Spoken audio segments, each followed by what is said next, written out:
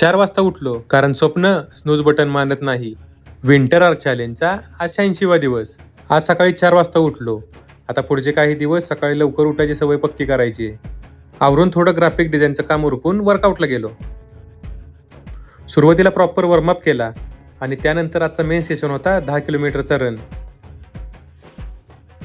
6च्या पेसने आजचा रन पूर्ण केला. एकूण 59 मिनिटांमध्ये आजचा रन पूर्ण झाला.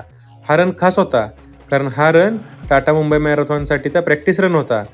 कारण आता टाटा मुंबई मॅरेथॉनचा काउंटडाऊन सुरू झालाय.